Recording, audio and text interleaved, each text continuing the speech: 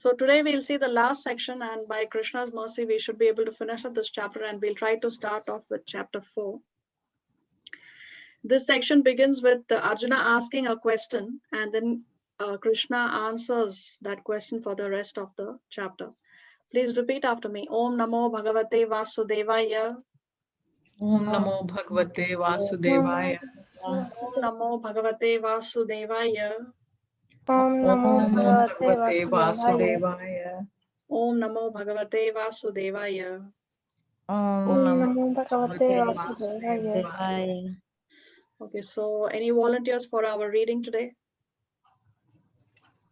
I can do the translations. Okay, Devina can do the translations. Harman, would you like to read the other text? Sure. Okay, thank you. Let's read this, Harman. Okay. Section 7, 3.36 to 3.43. Beware of lust and anger. They foil one's performance of duty and incur sin, regulate senses, and strengthen intelligence to control lust. Okay, so let's see this section. 3.36. Arjuna uvacha athakena prayuktoyam papam charati purushaha anichannapi varshneya baladiva niyojitaha. Arjuna said, O Transcendental of Vrishni, Oh, by descendant. what? Arjuna said, O descendant of Vrishni, by what is one impelled to sinful acts, even unwillingly, as if engaged by force? So see, this is a burning question that many people have currently, even 5,000 years later, where people have this question. Okay, I know what is right and wrong. I know that it is sinful, but still there is something that is forcing me to still commit the sinful activities. So remember, Arjuna has gone to a Gurukul and he has learned whatever Krishna has said, right? Arjuna has already learned that in the Gurukul. So he's saying, yes, Krishna, what you're saying makes perfect sense. I understand and I accept it. Yes. But still, what is that internal force that still forces one to commit sinful activities? Why is it that I'm not able to do it, even though I know what you're saying is right? So there is, just like how we have the gravitational pull, right? Externally, whatever is thrown in the air, it goes down because of the gravitational pull. So this is an external pull, but there is something that's internally pulling us to perform sinful activities, even unwillingly. Unwillingly, why unwillingly? Because we know that it is not right, but still we are forced to do it. Something is forcing us to do it. What is it? Arjuna asks. So for example, a smoker, he knows that smoking is bad for him. He knows that he is exposing himself to diseases, right? He may end up in the hospital. He's cutting short his lifespan, but still he smokes. So what is it? What is impelling him to indulge in that activity? Or students, or even us, we know that we have to get up early. A student knows that he has to get up early and go to school. Yes. And so he has to sleep early. If he has to get up at 7, then he should go to bed by a certain time, right? He cannot stay awake till 12, 1, 2 in the morning. But still, that television, they don't like to switch it off. They want to continue to watch television, although he knows that, okay, if I sit up late, then it'll be difficult for me to get up in the morning. I'm going to spoil my eyesight. Yes. But still, what is it that is impelling one to perform those activities, knowing fully well that it is not right? So our Krishna answers this question in the next verse, and the rest of the section deals with that. Shri Bhagavan uvacha kamayesha krodhayesha rajo guna samudbhavaha mahashano mahapapma vidhyena miha vairinam. Translation. I can still see the previous verse. Previous right? slide is on. Yeah, I also can see the slide. Previous one. Okay. Okay. Now, The Supreme Personality of Godhead said, "It is lust only, Arjuna, which is born of contact with the material mode of passion and later transformed into wrath, and which is the all-devouring sinful enemy of this world." so what is Krishna saying? What is the reason? What is that inner force that is forcing somebody to indulge in sinful activities, although unwillingly? Krishna says that it is lust. Now, lust does not necessarily mean only carnal cravings. No, it's not only what a man feels for a woman or a woman feels for a man. It's not necessarily only that. Lust means here, it can mean anything that is, lust means when I want to enjoy myself individually or I want to engage in my own sense gratification, then that is lust. So one may be lusty for power, one may be lusty for money. Lust for money, power. Yes, correct. So here, Krishna is saying it is lust, which is born of the contact with a mode of passion and later transformed into wrath, which is, he says, it is Mahashano and Mahapapma. Mahashano, nash karne wala, Mahashano, all devouring. It destroys everything. And Mahapapma, it is Mahapap, it is grossly sinful, Krishna is saying. So lust is Mahashano and Mahapapma, and it is born from, and it is, he says, Vairinam. Vairinam means it is the greatest enemy of the living entity. Okay, and how is lust transformed into wrath? Does anybody remember this from chapter 2?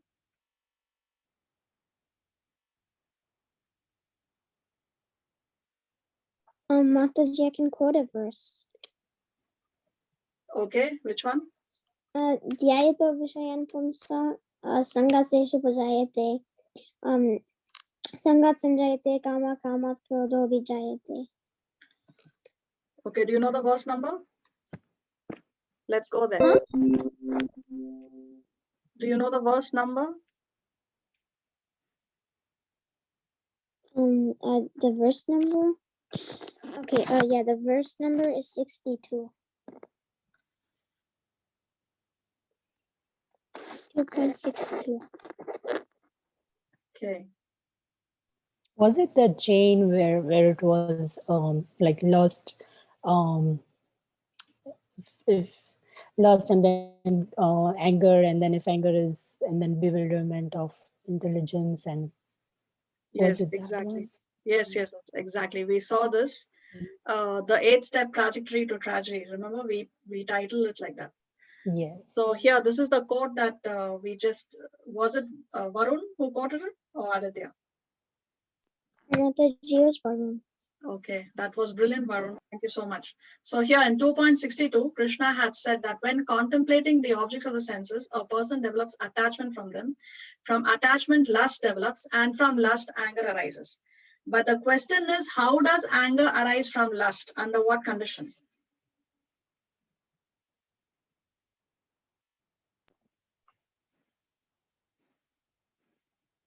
If we don't get the thing that we want, we're gonna like we become very like angry, we want that thing, and then if we get that thing, then we want even more of those things, so we can enjoy with it more. Yes, exactly. So when our lusty desires are not fulfilled, then it leads to anger. Very nice, Varun. So lust, there can be two outcomes: satisfaction or no satisfaction. Actually, lust can never be satisfied. Okay, but we try to satisfy lust. We try to indulge in activities by which we try to satisfy our lusty desires. So when we try to satisfy lust, what happens? We may momentarily get some satisfaction, but that will lead to greed, because lust can never be satisfied. So we want more and more. Yes, let's say somebody would like to earn a certain amount of money. Once that person has earned that amount of money, he's not going to be satisfied. Now he wants to earn a little more and a little more and a little more. It never ends. So when we try to satisfy lust, it leads to greed. That greed will only lead to more lust. So it's a cycle. Now the other outcome, no satisfaction. When lust is not satisfied, then it leads to anger, because then now the person is getting frustrated, right? His desires are not being fulfilled. It leads to anger. This anger is one letter short of danger. And Krishna says that it is born of the mode of passion. So it is from Rajoguna. And why this anger is one letter short of danger is because it leads to fall down. We have seen how in the case of Ajamila, it eventually led to his fall down. So this is what Krishna is saying. This lust, which is born from the mode of passion, transforms into wrath. And this is our eternal enemy, Krishna says. And it is Mahashano and Mahapapma. Okay. So this was a slide that we saw in chapter 2. In chapter 16, Krishna says, so we saw when lust is satisfied, it leads to greed, and when it is not satisfied, it leads to anger. So these three things, lust, anger, and greed, Krishna says in chapter 16 that these are the three gateways to hell. That's how dangerous lust is. 3 gateways to hell. Okay. 3.5. Okay, I lost my... धूमेनाव्रियते वह्निर्यथादर्शो मलेन च यथोल्बेनावृतो गर्भः तथा तेनेदमावृतम्. As fire is covered by smoke, as a mirror is covered by dust, or as the embryo is covered by the womb, the living entity is similarly covered by different degrees of this lust. Okay, here Krishna is giving examples of the increasing degrees of the covering. Okay, the living entity is covered by different degrees of this lust. So there are 3 analogies. What are the 3 analogies? Fire covered by smoke, mirror covered by dust, embryo covered by the womb. So one is the thickest covering, one is medium, and one is the least thickest or thinnest. Which is the thickest covering?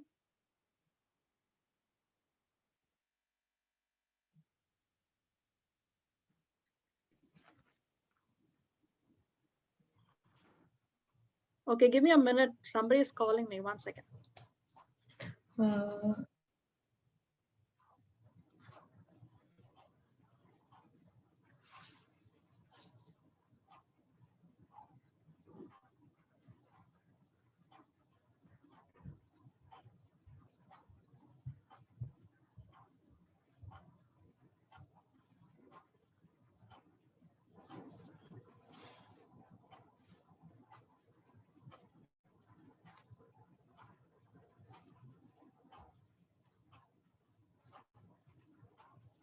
Okay, sorry about that. Okay, so which is the thickest covering? I think smoke. Smoke. Anybody else has any other answer? Is it Embryo. embryo Embryo. covered by womb? Yes, actually the embryo covered by the womb is the most helpless condition. It's the thickest covering because for this embryo in the womb, he's in this dark place. And is there any chance of the embryo coming out of the womb on its own? I mean, of course, when the time has come, the child is pushed out of the womb. But meanwhile, it is in the womb. It's the most helpless condition for the baby, right? So this is the thickest covering. And the thinnest covering is? Smoke. Yes, fire covered by smoke. This is the thinnest covering because even when the fire is covered by smoke, heat and light are still available. It can still be accessed through that smoke. So that is the thinnest covering. And mirror is covered by dust. So when a mirror is covered by dust, we cannot see our image clearly in the mirror, isn't it? It is like blurred. The vision is blurred. So we cannot see. This is the intermediate covering. The different degrees of covering Krishna has mentioned here. So let's see a picture. Here, you can see this analogy and you can see the picture. So normally, the human species are covered by the thinnest degree of lust. Animals, compared to the dust mirror analogy, and plants, they are in the most helpless condition, right? When plants are mistreated, people carve their names on the bark of the tree, right? Jack loves Michelle, something like that. Or animals and human beings, they urinate on the trees and the plants. They cannot even protest, they cannot run away, they just stand there. So it is the most helpless condition. So what is it that is being covered? The consciousness is covered. So therefore, that's why the plants have a lower consciousness than the animals, and the humans have the highest level of consciousness. So here Krishna is describing the different degrees of lust in this.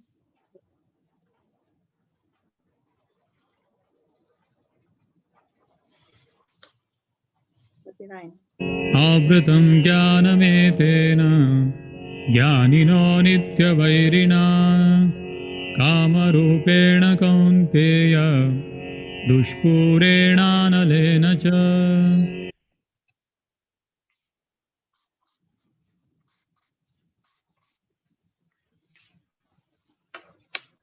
Veena, translation? Thus, the wise living entity's pure consciousness becomes covered by his eternal enemy in the form of lust, which is never satisfied and which burns like fire. So Krishna is here. So previously he said that yes, there are different degrees of lust. And what is it that is being covered? That Krishna answers in 39. What is being covered? The consciousness, the pure consciousness of the living entity becomes covered. And here Krishna describes lust as Nitya Vairina. Nitya Vairina means he is the eternal enemy. So we say in Hindi, Bairi or enemy, right? So Nitya Vairina, this lust is the eternal enemy of the living entity. From when has this lust accompanied us? Since when? When we have desires. So from when do we have desires? From which moment?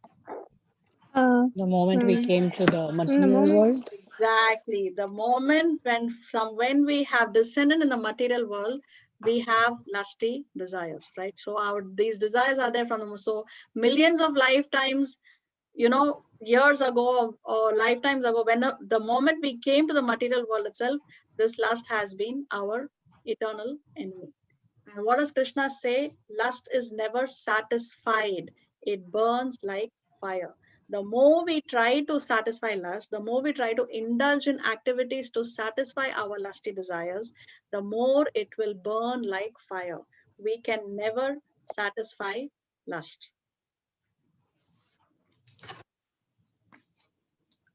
So Chaitanya Charan Prabhu says, lust doesn't just bind us, it also makes us fight to hold on to its bonds. So let's say somebody is bound by ropes, and instead of fighting to untie the knots, which is natural, any intelligent person, if he's bound by ropes, he would want to untie the knots.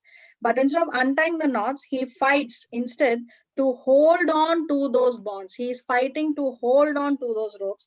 Then you will think that that person is crazy, isn't it? So when we indulge in lusty desires, we are doing exactly that. We are holding on to those knots which are binding us. So lust doesn't just bind us, it also makes us fight to hold on to its bonds, which is completely crazy. 40. इन्द्रियाणि मनो बुद्धिर् अस्याधिष्ठानमुच्यते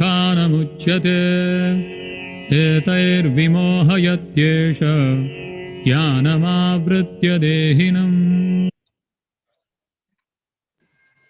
The senses, the mind, and the intelligence are the sitting places of this lust.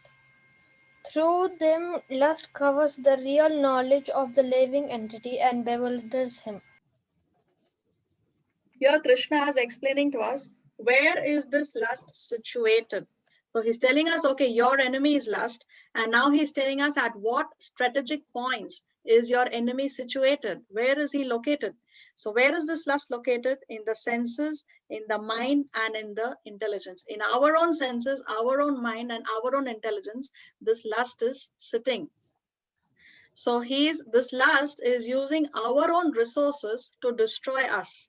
Usually when we have an enemy, at least the enemy will use his resources to fight us, right? He uses his resources. But this enemy, lust, is using our own resources to destroy us, just like how computer virus uses uh, the computer's own resources to corrupt the data on the computer. Like that, this lust is using our own resources to destroy us. That kind of an enemy is lust. And it covers the real knowledge of the living entity. So one may be a great jnani, one may be very, very knowledgeable, but this lust can even cover the knowledge of the greatest jnani, the most intelligent person. For example, one such person was Ravan.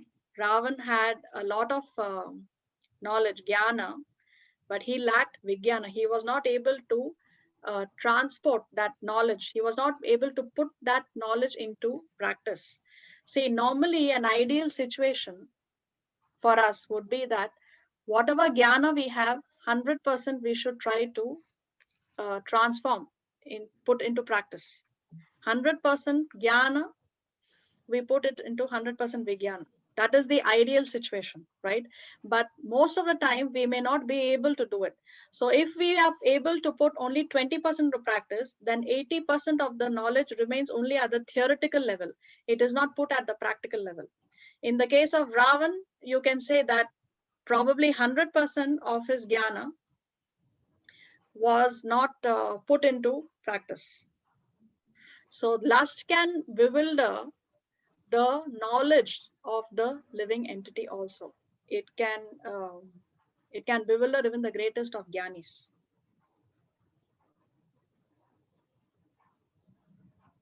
So here we have the coverings of the soul. As we discussed previously, the soul is first covered by the subtle body and then by the gross body. The gross body consists of earth, water, fire, air, and ether. And the subtle body is mind, intelligence, and false ego. And when the person dies, the soul leaves the gross body, but it is still covered with the subtle body, and it takes the subtle body to the next gross body. So we don't have to recover the soul. Recover, when we are going to take another body, then we are covering the soul all over again by another gross body. So we should not recover the soul. We have to recover the soul from all its other external coverings. Because when the soul has no covering, neither the subtle covering nor the gross covering, no air, water, fire, air, and earth and ether, no mind, intelligence, false ego, when that's the soul in the purest state, then only the soul can enter into the spiritual realm. As long as it has a subtle body around it, it cannot enter into the spiritual realm. So don't recover the soul, recover the soul. तस्मात् त्वमिन्द्रियाण्यादौ नियम्य भरतर्षभ पाप्मानं प्रजहिह्येनं ज्ञानविज्ञाननाशनम्.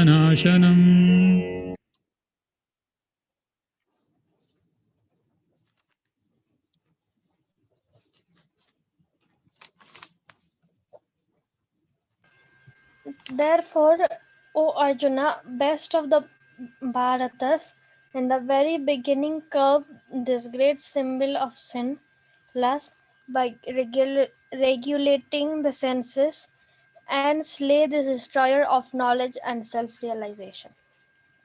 So here Krishna is explaining how to attack the enemy. Previously in 40 he said, where is the enemy located? Now he's explaining how we have to attack the enemy. How we have to attack the enemy? By curbing it in the very beginning itself. How do we curb it at the very beginning itself? By regulating the senses, Krishna says. So first of all, we have to curb this great symbol of sin. in the beginning, not that we do it later. Okay, I will do it when I'm 60, 70, 80 years old. Now I am still young. Let me enjoy. Let me indulge in sense gratification. Many people have this misconception that spirituality should be taken up in old age, not in young age. Oh, but you are so young. Why are you following this now? You can keep this for later. No. Krishna says curb it in the very beginning itself. Just as how if there is a fire, when the fire is small, it's easier to curb it. Once the fire grows big and big, then it's going to be even more difficult to put it off, isn't it? So therefore, Krishna is saying that in the beginning itself, you have to curb this sin. How? By regulating the senses. For example, let's say, okay, so somebody may argue, but I have to also eat, sleep, mate, and defend. These are the necessities. We have this gross body, so the body comes with its necessities. So we have to indulge in sense gratification. How we cannot indulge? So therefore, what we have to do, we don't have to curb the senses. We have to regulate the senses. For example, if somebody loves to eat gulab jamuns, so he wants to satisfy his senses. He goes to the shop, he buys the gulab jamuns and he consumes it. On the other side, if he has to regulate the senses, now he likes gulab jamuns. How is he going to regulate the senses? He will make the gulab jamuns himself.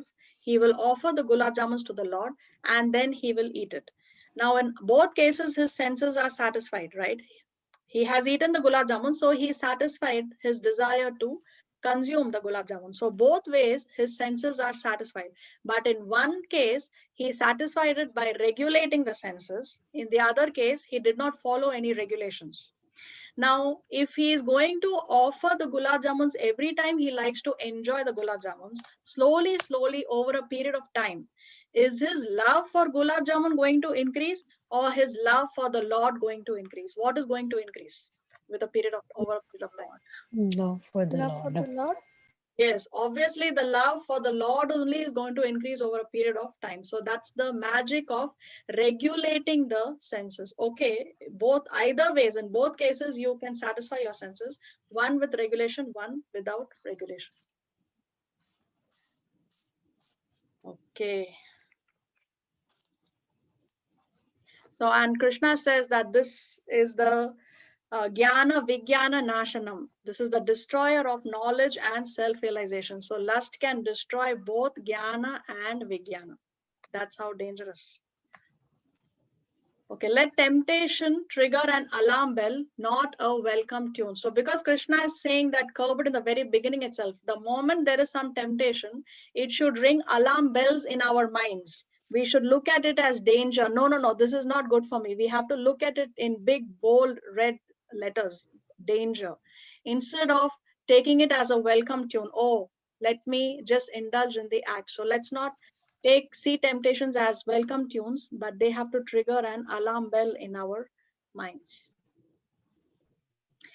Do not add fuel to a dying fire and then complain about running out of water. So adding fuel to a dying fire is equal to indulging in sense gratificatory activities. So every time we try to satisfy our lust, every time we engage in sense gratificatory activities, we are adding fuel to the fire. And then when the layer is so thick, when the matter is so big, right, our lust has grown so much that it is now difficult for us to curb it. It is now difficult for us to come out of it. So it's like complaining. Then after adding fuel to the dying fire, then we are complaining about running out of water. Why did we add fuel to the dying fire in the first place? Why did we do it?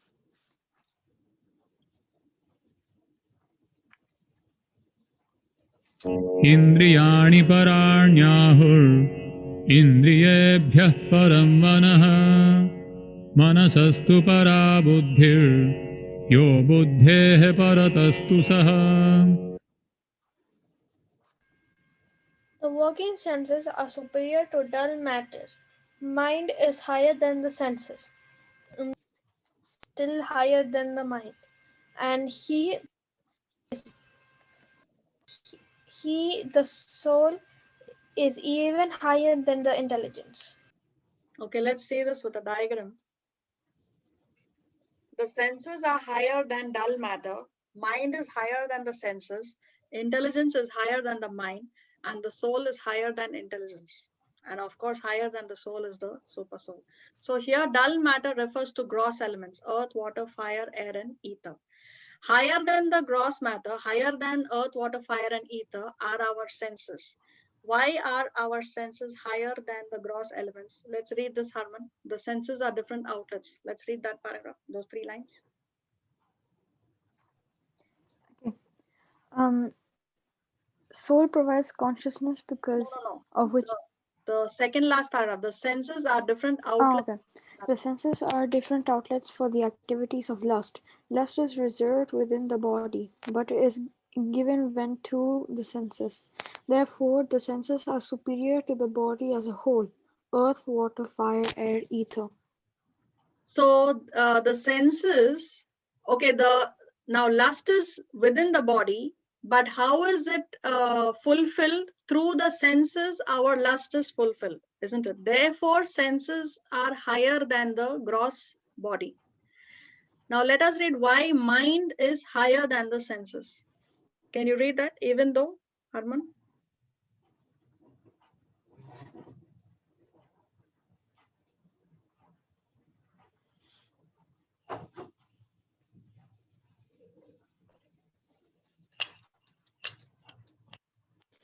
You're on mute, Harman.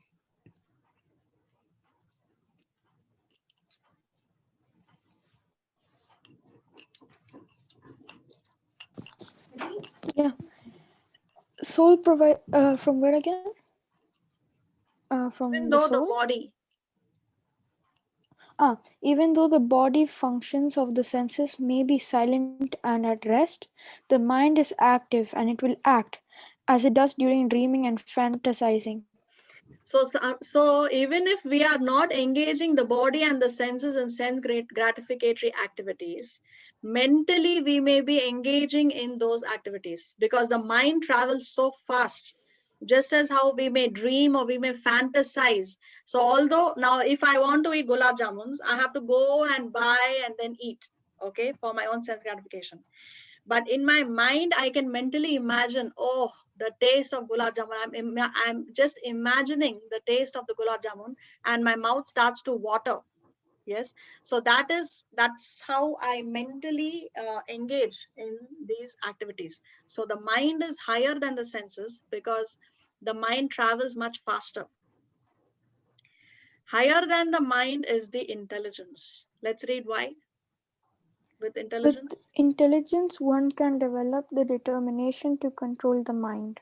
So intelligence is our ability to discriminate between right and the wrong. So we can control the mind by our intelligence. So the mind may desire so many things, but with our intelligence, we can control the mind. We can use our intelligence and discriminate. No, this is wrong.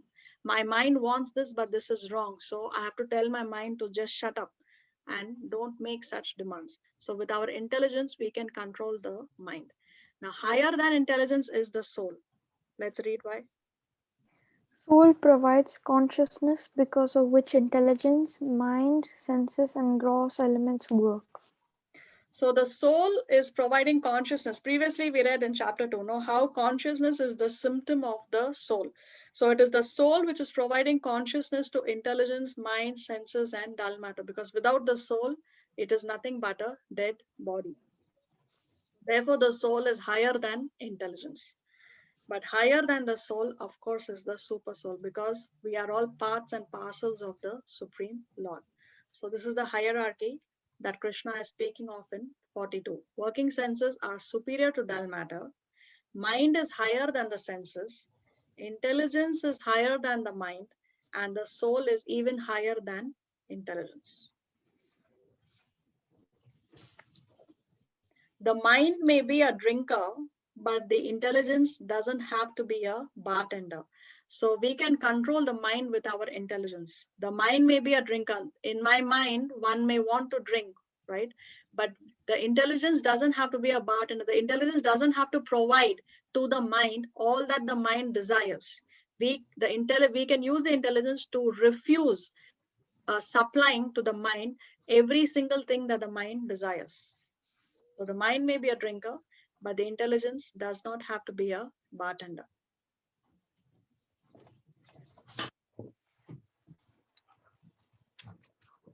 एवं बुद्धेः परं बुद्ध्वा संस्तभ्यात्मानमात्मना जहि शत्रुं महाबाहो कामरूपं दुरासदम्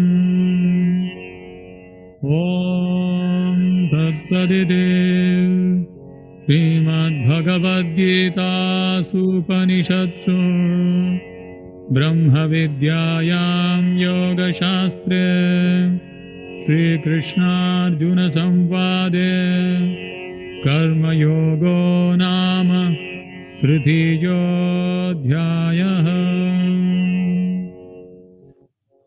Okay, so this is the last verse of the chapter. Okay. Thus, knowing oneself to be transcendental to the material senses, mind and intelligence, O mighty armed Arjuna, one should steady the mind by deliberate spiritual intelligence, Krishna consciousness, and thus by spiritual strength conquer this insatiable enemy known as lust. So how can we steady the mind? Krishna says two things: spiritual intelligence and spiritual strength. What does, how do we get spiritual intelligence? From Guru, Sadhu, and Shastra. Guru, Sadhu, and Shastra. Yes. And how do we get spiritual strength? From getting a bona fide guru, listening to them, and then you have to follow what the Shastra says. But that is spiritual intelligence. Spiritual strength. Chanting. Chanting, yes. When we chant the holy name, then we get spiritual strength. So Krishna is talking about having spiritual intelligence and spiritual strength. And with this, we can conquer the insatiable. Insatiable. One can never satisfy this enemy called lust. So how to conquer the insatiable lust is by spiritual intelligence and spiritual strength. So because here Krishna is talking about spiritual intelligence, the next obvious question is, how do I get spiritual intelligence? And that Krishna, that is laying the foundation to the next chapter, which is titled Transcendental Knowledge. So this is the connecting verse for the next chapter. Oh yes, we have to see the chapter summary. I'm sorry, I forgot. 1 second.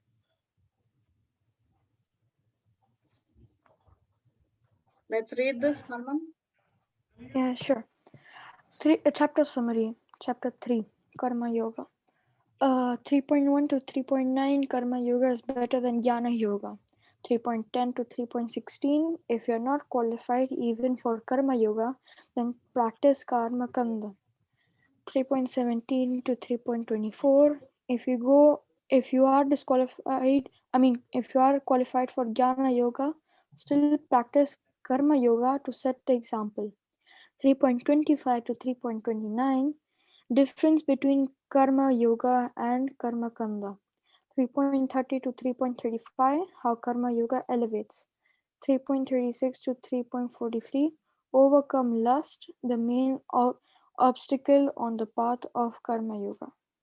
So now we have a detailed summary. Let's read this.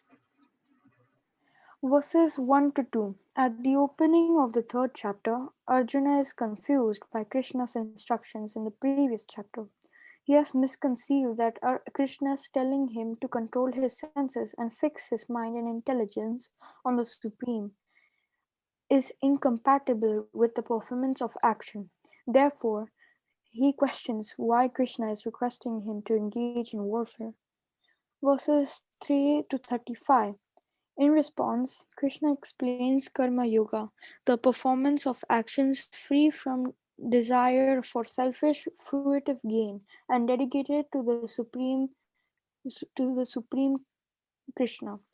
Karma, or fruitive work, brings both material enjoyment and material suffering. Whether the results of action are pleasant or unpleasant, however, they bind one to the bondage of repeated birth and death in the material world. By nature, everyone is forced to act. even maintain the physical body, one must work. Therefore, one should work in a way that will not further entangle one in material bondage, but will lead to ultimate liberation. That art of work is karma yoga, working and acting under the direction of the Supreme, Vishnu or Krishna, for his satisfaction. Work, uh, work is done as a sacrifice to Vishnu, has to be performed. Otherwise, your otherwise work binds one to his material world. Therefore, O son of Kunti, perform your prescribed duties for his satisfaction, and in that way you will always remain unattached and free from bondage. 9. As described in later chapters of the Gita, Karma Yoga gradually elevates one to Bhakti Yoga or pure devotional service to Krishna. And next follows a discussion of yagna, sacrifice, duties prescribed in the Vedas, which gradually purify and elevate the performer from fruitive to spiritual activities. 10 to 16. One who is fully self realized no longer needs to perform such duties, for he is already full purified, and thus his duty is self illuminated by the Lord. He should continue, however, to perform his duties non fruitively, to set a good example for those attached to the fruits of work. 70 to 29. Concluding his instructions on karma yoga and yagna, Krishna commands Arjuna, surrendering uh, all your works unto me, with mind intent on me, and without desire for gain, and free of egoism and lethargy, fight. Then Krishna sums up why he should. 30 to 35. Verses 37 to 43. In the last section of this chapter, Arjuna asks, by what is one impelled to sinful acts, even unwillingly, as if engaged by force? 36. Krishna answers that it is lust, material desire, the destroyer of knowledge and self realization, which incites sinful acts, and he prescribes the method to conquer it. Self regulation inspired by spiritual self knowledge.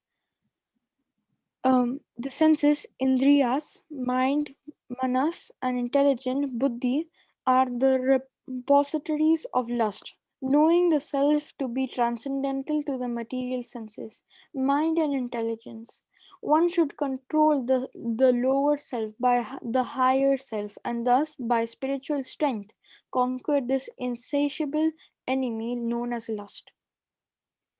And with this, by the mercy of Guru and Krishna, we have come to the end of chapter 3. Srila Prabhupada ki Jai. Jai. Jai. So can we go to chapter 4? Yes. Yes. Okay.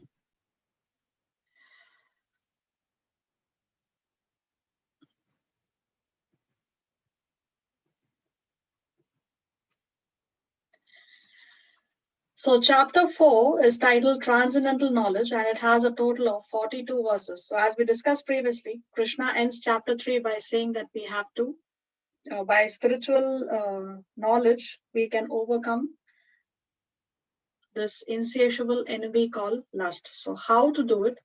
Obviously, the next question is, from where are we going to get that knowledge? So therefore, this chapter follows titled Transcendental Knowledge. Now, usually the trend in the Gita is either the chapter begins with Arjuna asking a question and then Krishna answers the question, or the chapter ends with Arjuna asking a question and then the question is answered in the next chapter.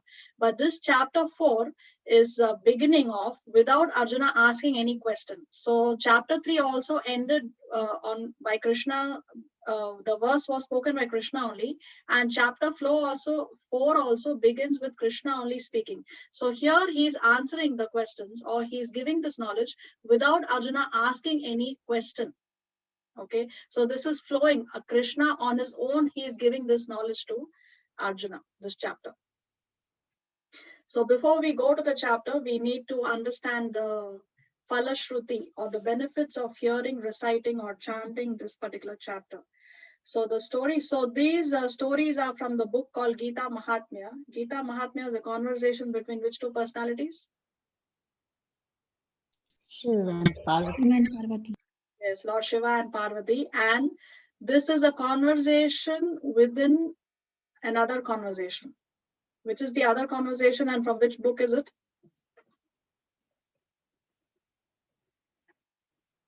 Narayan and Lakshmi. Yes, and it is from which Shastra?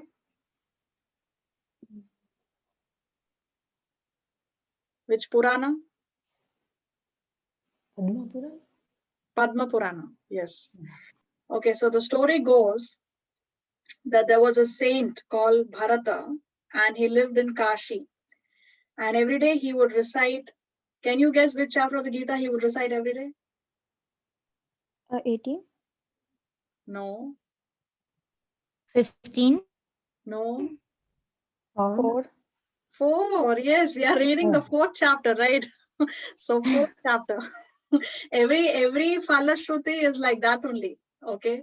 So anyway, so this saint called Bharata, he was living in Kashi, and every day he would recite the 4th chapter of the Bhagavad Gita.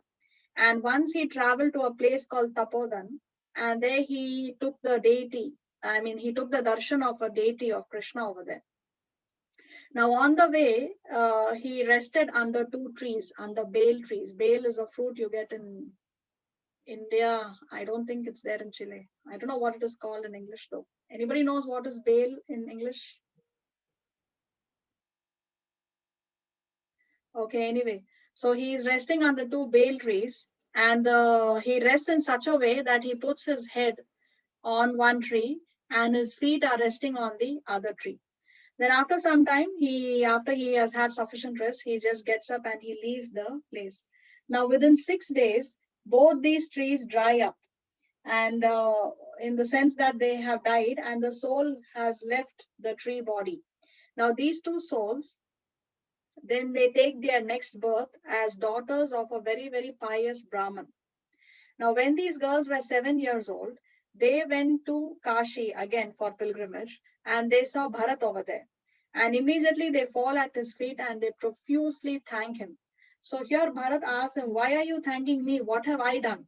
So then they explain that how previously they were apsaras, or celestial damsels in the court of Indra. So they were apsaras of Lord Indra. And there was a sage called Satchatapa who was doing a lot of austerities and penances. And because of his austerity and penances, Lord Indra's post as the king of heaven was threatened. Therefore, Indra sent these 2 apsaras so that they can cause the fall down of Satchatapa. Now, these 2 damsels, following the instructions of Lord Indra, they danced in front of that sage. And at that time, there was a wardrobe malfunction. These wardrobe malfunctions were happening so many millions of years ago also, right?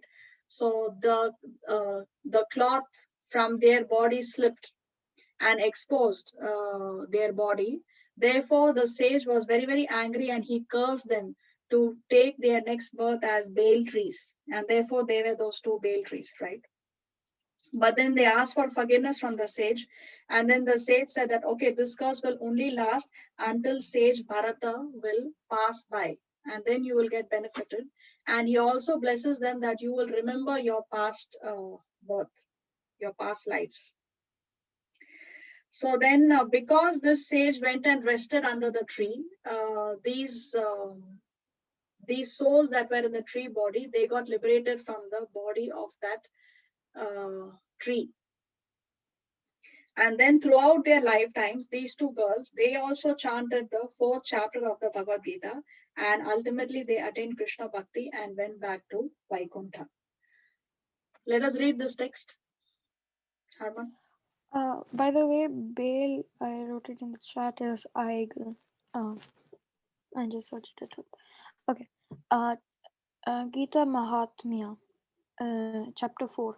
My dear Maharaj Bharata, At the time when you visited Tapodam, you rested beneath us. When we were in the form of bale trees, you were reciting the fourth chapter of Srimad Bhagavad-Gita. And by hearing that recitation, we not only became free from the tree form of life and attained birth in a devotee family, also we lost all desire for enjoying in this material world. Lord Vishnu said, "My dear Lakshmi, when those two girls recited their history before Bharata Maharaja, he became very happy and left for his ashram. Those two girls throughout their life carefully recited the fourth chapter of Srimad Bhagavad Gita daily and attained devotion to my lotus feet." Okay, so what is bale tree in English? A eagle, Yeah, and it's also called stone apple or wood apple, I think. something like that. Yeah, golden Ah, apple, stone apple, But wood the apple. specific name it said was a eagle. okay. So we don't have them in Chile, right? I don't think so, no. Okay, okay. I've So never seen here, here. sorry? I've never seen in US too, I guess. Okay. It's only in India, I guess. Yeah. Yes, yes. In India, it's available. It's very nice. They make juice out of it and it's very cooling for Juice, the yeah. stomach. Yeah. Yes, especially in the summers, yeah. Okay. So see, in the first paragraph,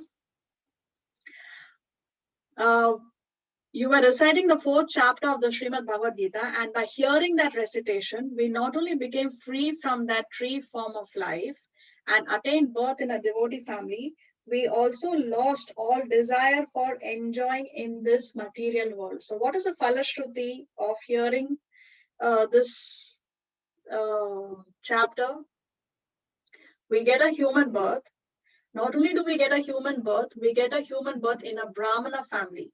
So getting a human birth is in a Brahmin family is very different from getting a human birth in a meat eater's family, for example. Because in a Brahmin family, automatically we are trained up to follow Krishna conscious or spiritual activities from childhood.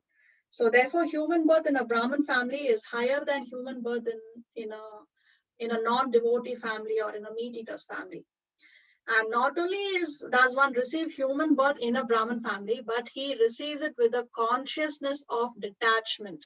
So this is the benefit of reading or reciting or hearing the fourth chapter of the Bhagavad Gita. Human birth in a Brahmin family with the consciousness of detachment. Okay, let's read this.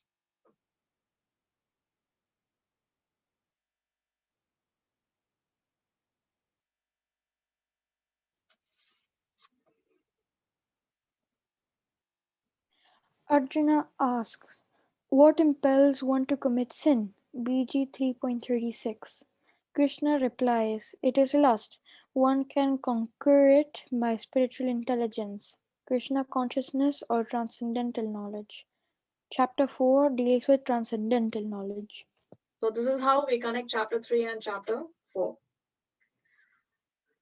So this chapter is divided into 5 sections. We will do 3 verses today because that's how far we went with slot 1. And then we will continue in the next class. Let's go to the audio. Oh, I have to open the audio 1 second.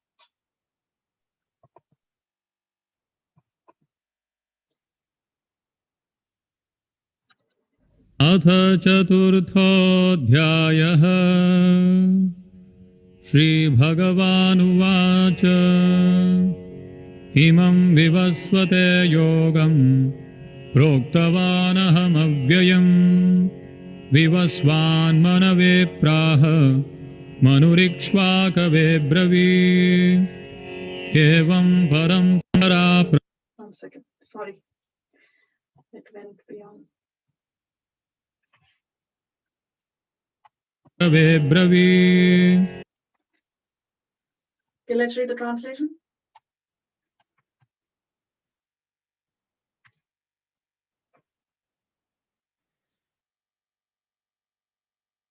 Devina, are you there? Yeah, the personality of Godhead Lord Sri Krishna said, "I instructed the imperishable science of yoga to the sun god Vivaswan, and Vivasvan instructed it to Manu, the father of mankind, and Manu in turn instructed it to Ikshvaku. So Krishna is saying that Arjuna is not the first recipient of this knowledge. Krishna did not speak the Bhagavad Gita to Arjuna. Krishna re-spoke the Bhagavad Gita to Arjuna. So if one has to be technically correct, we say that he re-spoke the Gita. Who is the first recipient of this knowledge? Krishna said, I have instructed this imperishable science, this avyayam. Avyayam means it is eternal, it is imperishable. So he has instructed this imperishable science of yoga previously to the sun god Vivaswan. Now we have discussed before how the devatas or the demigods, these are posts, right? And Vivaswan is the name of the sun god who is currently occupying that post.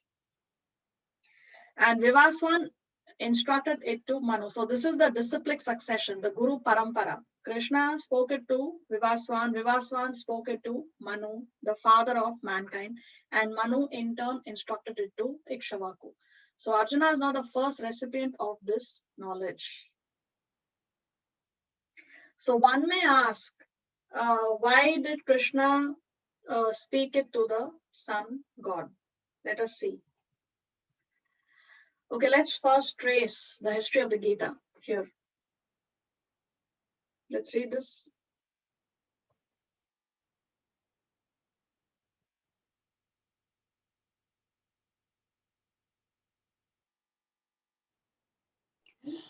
In the Mahabharata, Santi Parva 348.5152, we can trace out the history of the Gita as follows.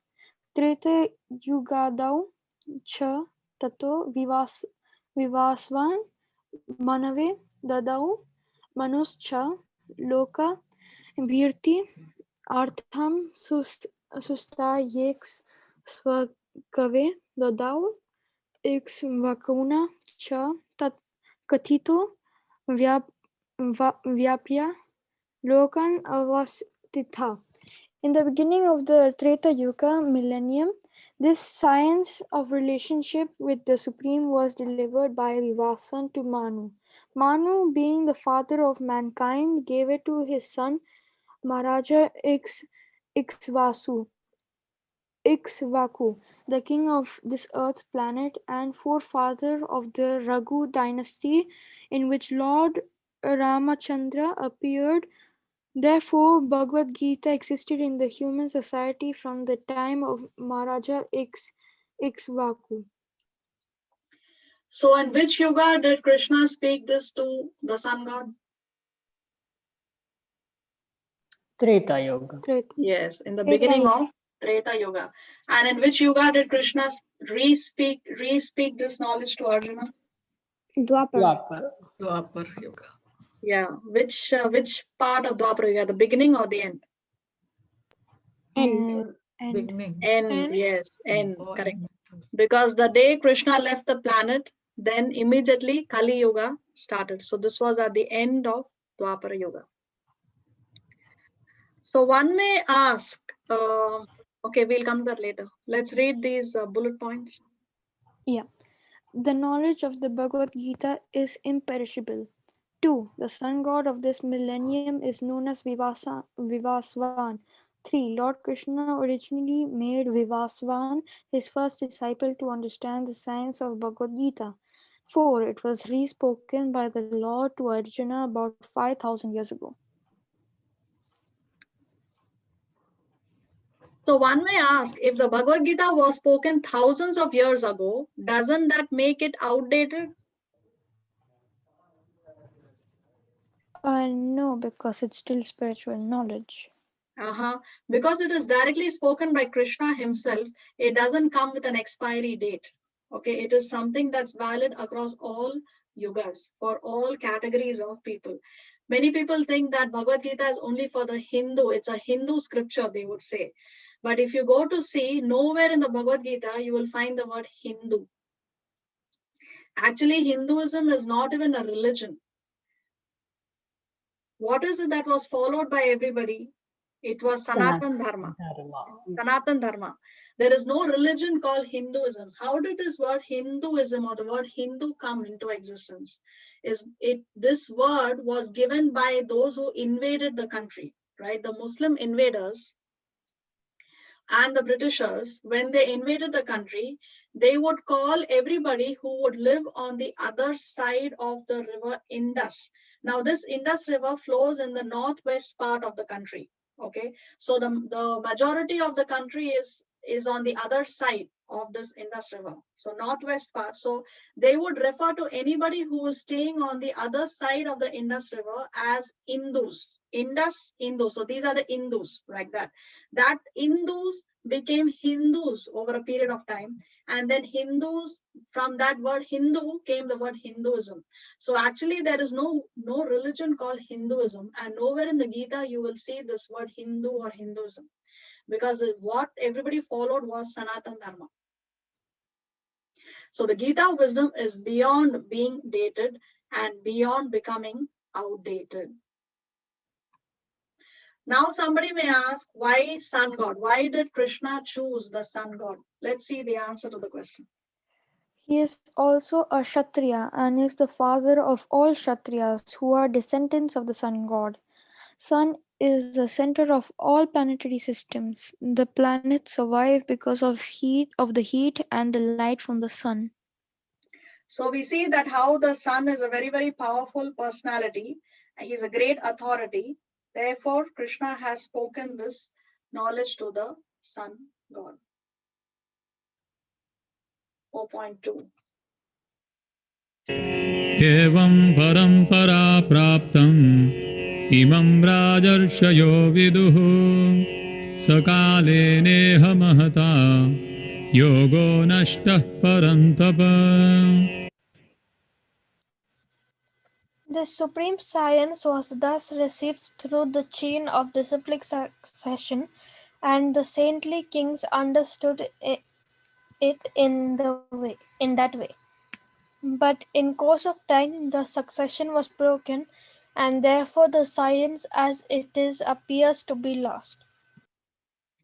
So here Krishna is answering the obvious question, why has Krishna re-spoken this Bhagavad Gita? He already spoke it to the sun god, and he has already established a disciplic succession. He's already established a Guru Parampara. So why did he have to re-speak it? Why did he have to speak it all over again now to Arjuna?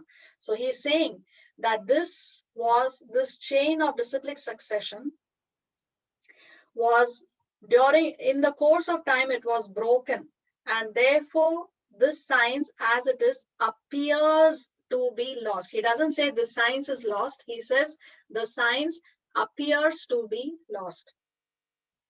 So somewhere, somebody in the disciplic succession did not pass down this message, or did not pass down the message the way he should have, right? Somewhere, somehow, this parampara, this disciplic succession was broken. And in order to re-establish that disciplic succession, therefore Krishna re-spoke this Bhagavad Gita to Arjuna. Now somebody may ask, okay, just now we saw that this knowledge is avyayam, it is imperishable, it does not come with an expiry date. Then how come it was lost? So it appears that there is a contradiction here. So how to answer this question? That maybe it was never lost. It was never lost. So then? But then if it was never lost, then why did he re-speak it? Because it was not properly passed. That's what you said, right? So was it lost or was it not lost? No, it wasn't. It was not lost, just that. But it was just not passed correctly. So he had to re-establish the accuracy, we can say. Yes. So it's not that the knowledge was lost. The knowledge was there, but it became inaccessible to us. So that's why Krishna says the knowledge appears to be lost. The knowledge was not lost. The knowledge appears to be lost. So it was made inaccessible to us. The knowledge was always there, but we were not able to access the knowledge. So I'm sure you have or at least the new generation kids have played the telephone games in school when they were small. Yes. So what is this telephone game all about? Harman, can you explain? Well, basically, first one person starts with one word, I don't know, and you whisper it to the next person, but the next person can change it in the middle. And then the last person has to guess whatever the first person said. So what the first person said and what the last person says, usually is it the same? No, it's usually different because a middle person would change it. Yes, yes. So this is what has happened in the disciplic succession. Somebody somewhere was not able to pass on the message. Therefore, it appeared to be lost. So people abusing Vedic knowledge are scavenging insects. So sometimes people purposely do not pass on the knowledge. They pass on a concocted version of the Vedic knowledge. So these are like scavenging insects who eat into the wood. Okay, so now the next obvious question is, why did Krishna choose Arjuna to connect the missing link? Somebody commented that if Krishna would have spoken the Bhagavad-Gita to Duryodhan, then the war could have been avoided. Why did he speak to Arjuna? Now this question Krishna answers in the next verse. स एवायं मया तेद्य योगः प्रोक्तः पुरातनः भक्तोऽसि मे सखा चेति रहस्यं ह्येतदुत्तमम्. That very ancient science of the relationship with the Supreme is today told by me to you because you are my devotee as well as my friend and can therefore understand the transcendental mystery of this science. So Krishna himself is telling Arjuna that I am speaking this knowledge to you today because you are my devotee and my friend. Why? Because only a devotee will be able to understand the Bhagavad Gita. A demon like Duryodhan, even if you speak the Gita to him, he will not understand it. And even if he understands it, he will not be able to put it into practice. Just like Ravan, right? He was not able to put his Gyan into practice. So therefore, there was no realization. There was no realization of his knowledge. So he's saying that because you are my devotee and you are my friend. Now, who's a friend? A genuine friend is one who's not envious of our success. If there are two friends, one is receiving a lot of success or fame, then the other friend, if he's a genuine well-wisher, he's a genuine friend, then he is not envious of the success that is coming to the other friend. But if he's envious, if he feels in his heart, oh, why is he earning so much of money? Why can't I earn that money? If there is envy in the heart, then although externally they may appear to be friends, they are not really friends. So a friend is someone who is not envious of your success or of your well-being. So Arjuna was not envious of Krishna. Therefore, Krishna chose Arjuna to re-speak this Bhagavad Gita. Krishna is not interested in giving this knowledge to Duryodhana. See, one thing that Krishna never interferes with, and that which is always going to remain with us, irrespective of whether we are in the material world or in the spiritual world, is our free will. He never interferes with it, and that free will is never taken away from us, right? So because he doesn't interfere with our free will, he's not interested in speaking this knowledge to Duryodhana. Yes, the Lord wants us back in the spiritual world, but he does not want us back at the cost of our treatment. We have discussed this example previously, that just as how if our loved ones are hospitalized because of some disease, we definitely want them back home, but we want them back home once they are cured of the disease in the hospital. We don't want them back home without being cured of the disease, right? Not at the cost of their treatment. That's not what we want. So Krishna also has that mood. He's a loving parent. He wants his children back, but not at the cost of our treatment. And we here in the material world, we are all materially diseased, and therefore we are undergoing treatment here. right? So he wants us back, but not at the cost of our treatment. Therefore, Krishna is in no mood to speak the Bhagavad Gita to Duryodhana. And he spoke it to Arjuna because he is his friend and his devotee. Okay. Now, therefore, understand the transcendental mystery of this science. So, why is we say that the Bhagavad Gita is confidential knowledge. Most Gita has confidential, more confidential, and most confidential knowledge. So, somebody may say, how is it confidential when anybody can just go to a bookshop and buy a Bhagavad Gita across the counter for 200 rupees or 250 rupees? They do home delivery, Amazon, 250 now. So for 250 rupees, the book is delivered to your doorstep. Then how is it confidential? It is open, freely available. How is it confidential? It is confidential because even though the book is available and even though we may read it, we may not understand it. To understand the Gita, we have to approach the Gita in the attitude in which Arjuna approached this knowledge. Only then we can understand. Therefore, it is confidential. This knowledge is revealed by Krishna. Krishna, he holds the right as to how much he wants to reveal to whom, right? He holds the right to that. Not everybody has access to this knowledge. Therefore, he says, then only one can understand the transcendental mystery of this science. So we'll stop here and we'll continue in the next class. Did we play the video of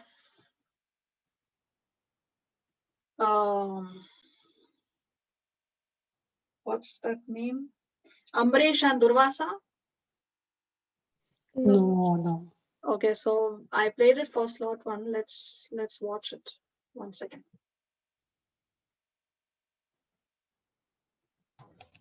Amrish is the same king, no? Right? Who did the fasting and he broke the fast and then Chakra, Sudarshan Chakra. That's the same story, right? Yes, exactly. That very same story. Okay.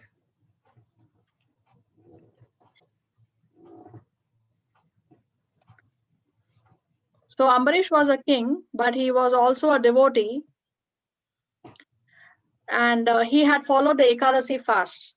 And after Ekadasi, the next day, when he was just about to break the fast, Durvasa appears on the scene. Now, Ekadasi fast should be broken also at the right time in order to get the full benefit of that fast. So now let's see what happens in the video. So what do we learn from the story? You shouldn't commit Vaishnava aparadh. We shouldn't commit Vaishnava To aparadh. devotees. What else? Anyone who insults the devotee of Lord, God punishes them, and sometimes God make them the person who will decide.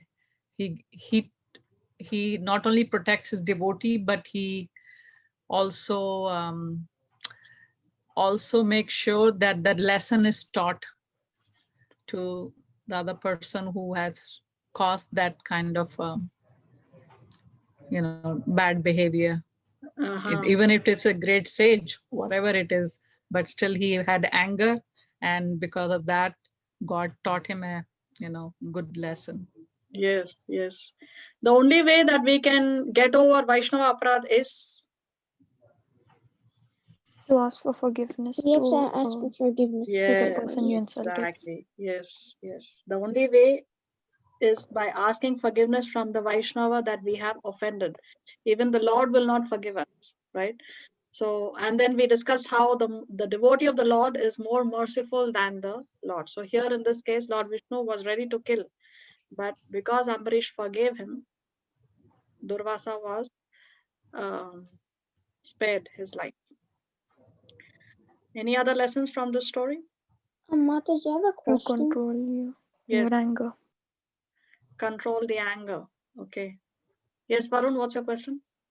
How do the sages in like Durvasa Muni, Agastya Muni, how do they run to different lokas, like Satyaloka, like Vaikuntha? How do they run like all the way over there?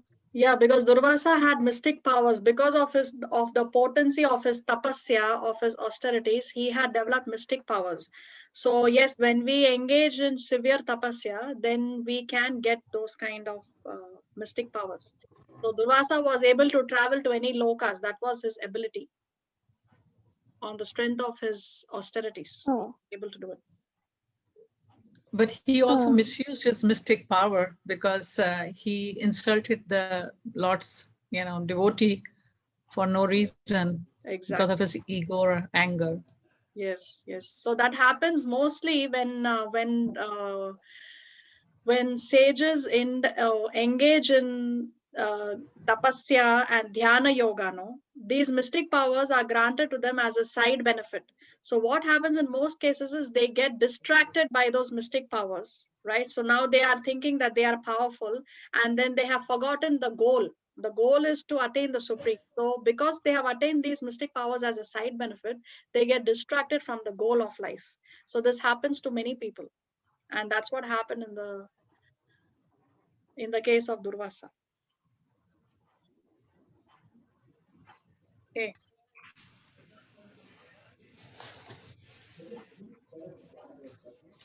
So how can one remain in that knowledge? Like Durvasa, Rishi Durvasa was very fortunate that he did so much of penance, and then he attained that,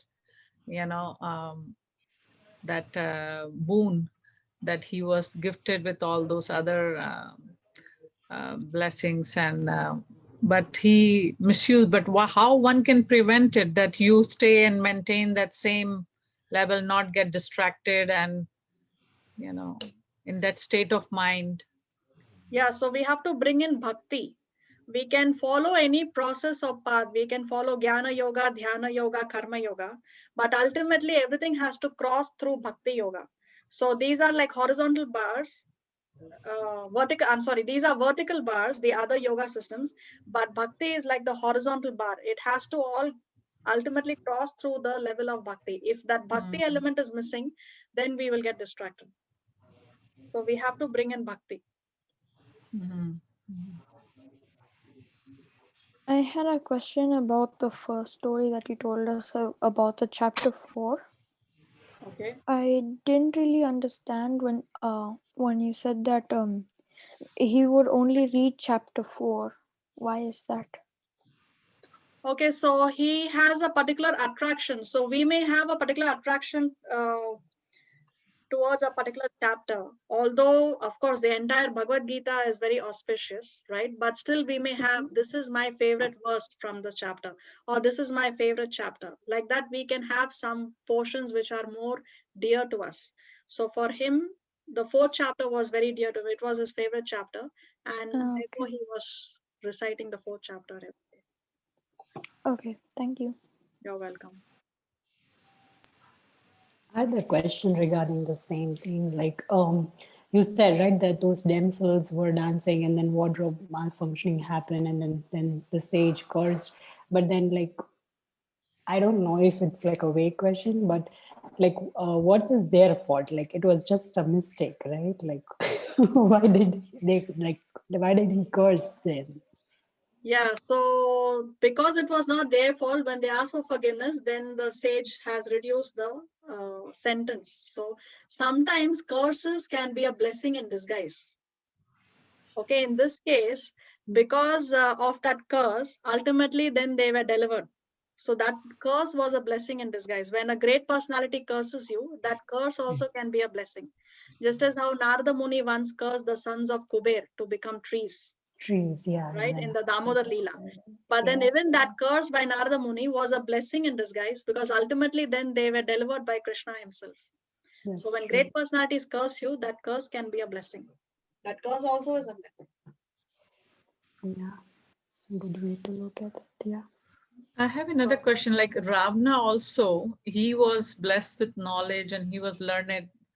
And here we see Rishi Durvasa, who was such a learned sage and who did so much of tapas. There is, of course, big difference. So why their knowledge sometime, it's incomplete, especially in case of Ramana in chapter 3 when you have talked about him in, I think it was 3.40, when you talked about lust and its location is mind, senses, intelligence. Yeah, it's covered because of the lust. The lusty desires in the heart of Ravan prevented him from converting that lust, putting his knowledge into practice, changing that, not convert, I'm not getting the right word, but or transforming all that knowledge, the theoretical knowledge into practice. So it is the lusty desire that comes in the way, that covers the intelligence. It's covering the consciousness. No, we saw how lust covers the consciousness of the soul. So it covers our intelligence. So And in his Ravan, case, of course, he's the epitome of lust. okay, yeah, that's what I thought. But I wanted to confirm because he had lust because he kidnapped Mother Sita. So the lust was there and he could not see beyond, and all he saw was his, his end. So he met to his, of course, doom. Here we see Rishi Durvasa when he did not respect the devotees of Lord Narayana, and how he learns his kind of. So here also in chapter 3, you have told about soul is covered with the subtle body. There was a chart you were showing, but that was for the few seconds. So can we just bring that one up again? And I wanted to see, I just put a question for that. There was something which I could not understand, please. Okay, 1 second, let me open it. Thanks, Mataji.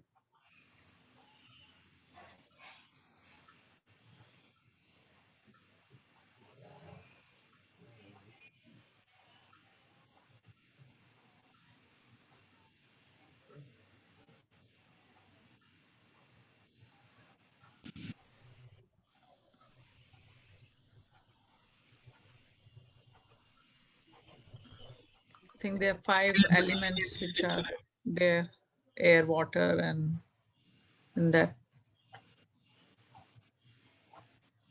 Yeah. I think this is the one, yeah, water, air, gross physical body, covering of the souls. Yes.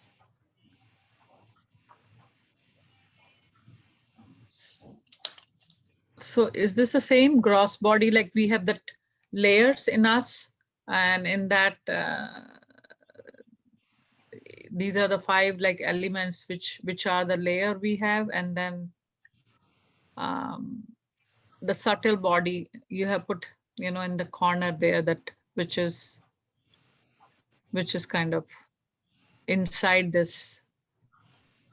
Yes, the gross body is made up of these 5 elements: earth, water, fire, air, and ether. These are the 5 elements of the gross body. Gross body is what we see in the mirror, right? The gross body is what is disposed of, burnt off when death takes place. So that's gross. We can see it, we can touch it, we can feel it, we can see it. But mind, intelligence, and false ego, that's the subtle body. We can feel it, right? But we cannot touch it. We can perceive the presence of it. We can perceive the presence of the mind, intelligence, but we cannot really touch mind or intelligence, right? So that's why it's called as a subtle body. So the soul is first covered by the subtle body.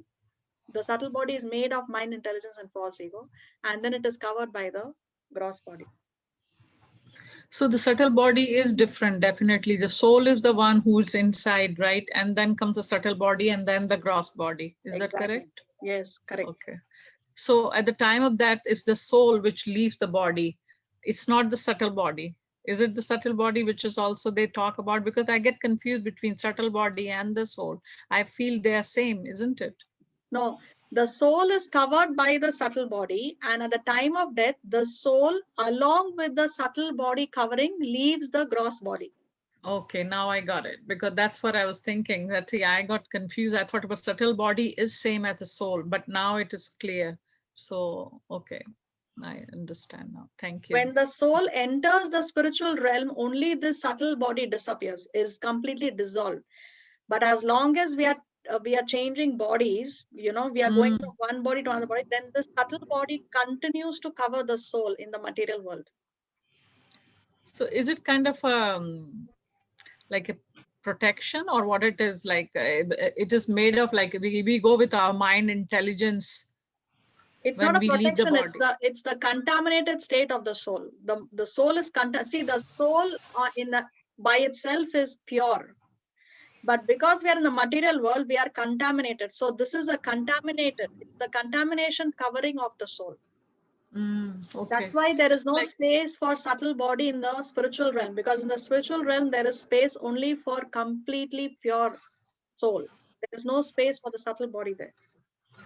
Okay, okay. So just more like a baby who's in the embryo. Is kind that like the baby's also encaged with so embryo, and the same way subtle bodies also covering the soul. Okay. Correct. Yes. All right. Okay. Thank you so much. You're welcome.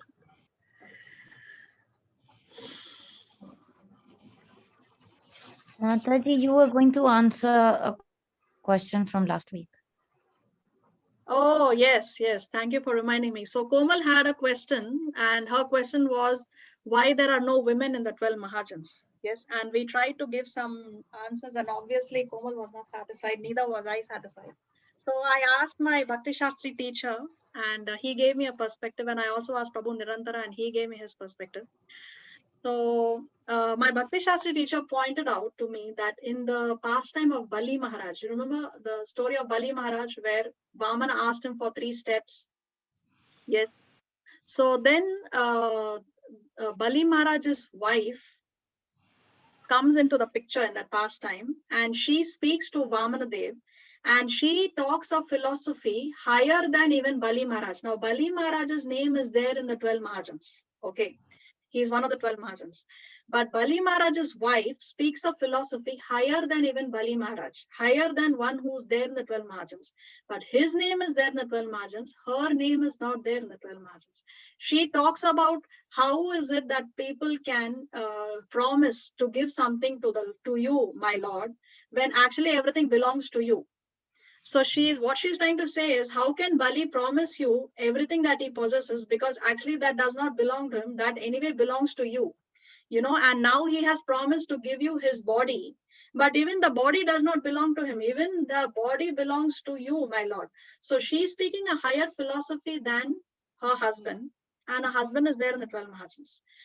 Now we cannot say that her name is absent because they are trying to suppress women. Why? Because if the goal was to suppress women, then Vyasadeva would have not documented this in the Bhagavatam. He would have not mentioned it also in the Bhagavatam that she is speaking these higher principles. So the idea is not to suppress women. In fact, women were always glorified in the Vedic age. They were always highly respected. Okay, disrespecting a woman would call for, wars have taken place when women have been disrespected.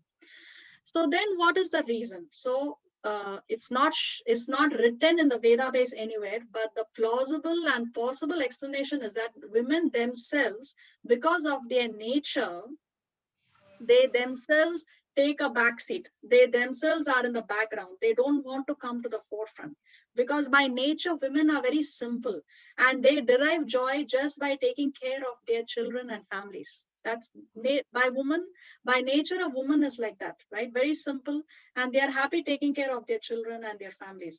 Therefore, women, out of their own will, they would remain in the background. They are not interested in coming to the forefront and becoming famous, and my name should be in the books, and they are not like that. So that's the plausible, possible explanation that I got from my seniors.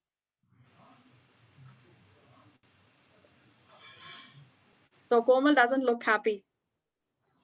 No. Okay, so we could only go so far. So, but it was very interesting that her name is Vindhyavali. Bali Maharaj's wife is Vindhyavali, and how she speaks a higher principle. And Vyasadeva documents it. He mentions it, and he puts her name there, and he also writes how, she's speaking this. So it's not that women were being suppressed. Obviously, he has glorified her, and that's why he has mentioned it. If he wanted, he could have just not written it, right? He could have just eliminated that portion. But he documented it.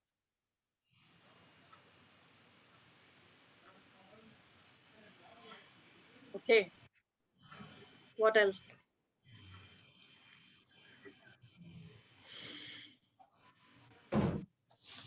Hare Krishna. Bye. All right. Thank Thank you all very much. Yeah, And I thank hope you. to see you all in the next Hare class. Have a nice week. Hare Thank Krishna. you, ma'am. you. Hare Hare Krishna. Krishna. Hare Krishna. Hare Krishna. Hare Krishna. Take care. Take care.